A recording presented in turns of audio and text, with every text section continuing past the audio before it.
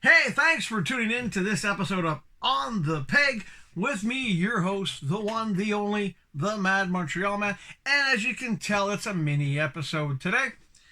We're not doing our usual DCs. We're going to do some He-Man Revelations toys. Now, I bought these for two reasons. Two.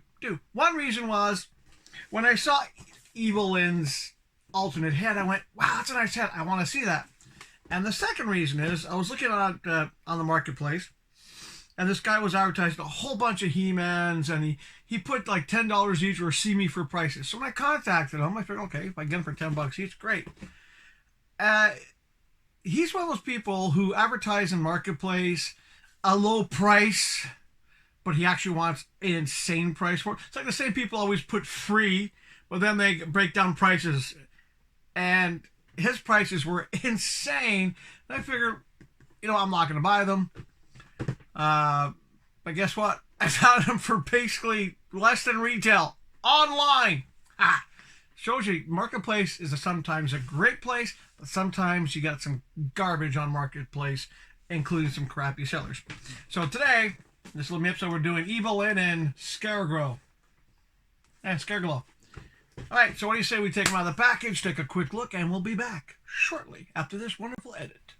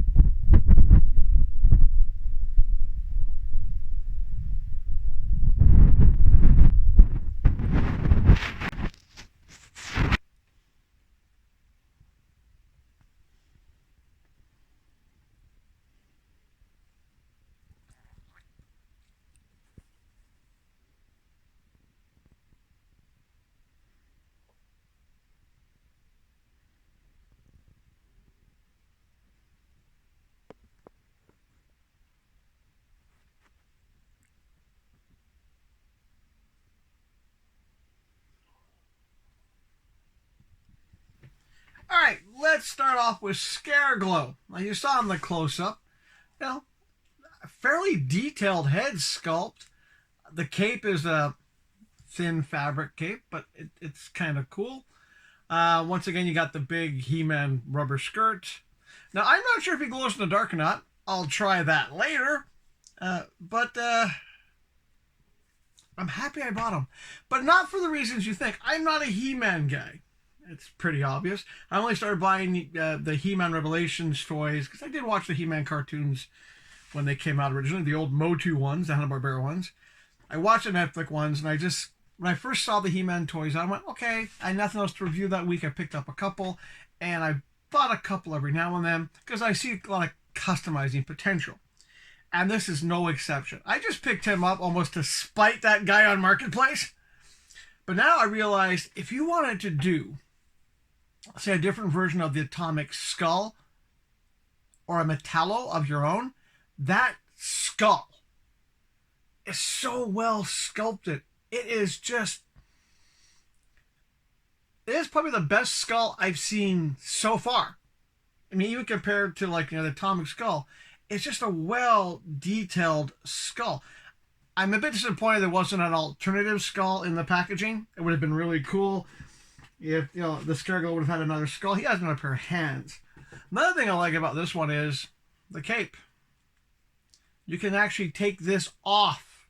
So you can imagine if you're doing a sort of a sorcerer of your own, well, you could take this, you could probably be able to repaint, or still you could use it. A lot of customizing potential with this guy.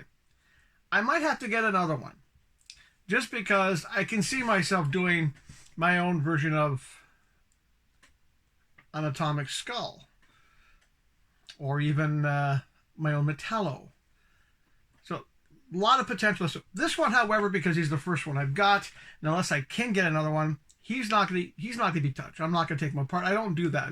It's one of those weird things. When the first time I get an action figure, I want to keep that action figure as I got him. If I get doubles, that's when the evil mind takes over and I want to start customizing. But I do want another one of these guys because I do see potential using that skull, a different body, and even maybe coming up with something with this. But he's not bad. I do recommend if you can get Scareglow, pick him up. Yeah, especially if you're a He-Man fan. I mean, once again, though, the shoulders, that is one problem with the He-Mans. The shoulders quite often don't go down. But if you ever met or hang out with real bodybuilders, quite often the guys who get that big can't really put their arms down anyway. So yeah, a lot of potential with this guy. Like him. Doesn't stand very well, but whatever. Now, on to the one I bought for the reason of the head. Now, in the close-up, I didn't put the head on, but this was the head that I'd seen.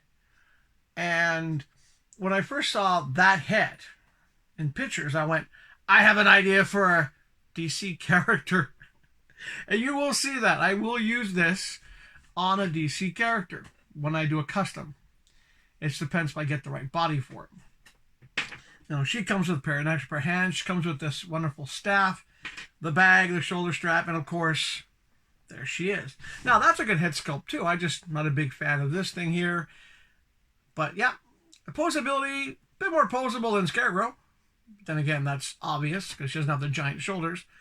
Also, a very nice action figure. I'm happy I got it.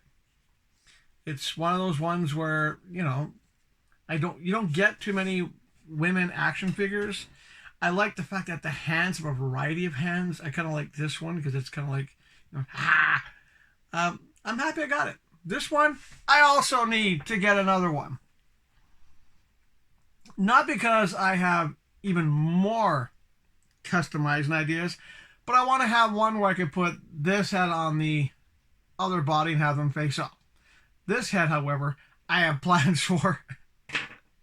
That's it pretty much. If there's any He-Man Revelations that you want me to review that I haven't reviewed, I don't have any more. I ran out. They're getting hard to find here. They are. It's kind of weird. And I'm not going to do like the weird skunk head ones and so forth. I want the ones that look human because there's potential for something else. And there's a few other ones I've looked at. I mean, compared to that Fisto I did last time, these are far better than Fisto. And that head, that skull, I mean, I love that skull. That skull is fantastic. So I'm definitely going to have to see if the online seller that had these for less than retail still has them. And I will probably have to pick them up to do the customs and do the other version with head. And if I do get another one, I will show you. If I do get more, I will show you the custom as well. But until now, you put up with watching the show. You put up with me. Oh, actually, it's pretty solid. I thought it was still, no, it's a pretty solid little thing. And yeah, that's pretty much it. Thanks for watching this mini episode. Don't forget, on Wednesday, which is tomorrow, there'll be a full episode where I'm going to be taking a look at the DC Digitals, all three of those. And on Friday, we have our regular episode. Still not sure what I'm going to do with that one or who I'm going to review, but you know there's going to be a Batman for sure because I have so many Batmans. But who knows what else? Because I still have a lot of stuff to do. God, a lot of stuff to do. Yeah. Oh, and if you're wondering, Shane, just to let you know, I sent Shane a wonderful thank you package for the stuff he sent me from Ireland. He did a video. I want no permission if I can show that video because I think Shane should have his own YouTube channel as well. The video cracked me up in a different way. Not the kind of weird humor I have, but very, very... I mean, it's Irish humor, and I get it, and I love it, and I wish I spoke Irish. But no, Shane finally got the package, so next time I think I'll send Shane some snacks and see what he thinks of Canadian snacks. Well, that's it for now. We will see you next time here on The Pig.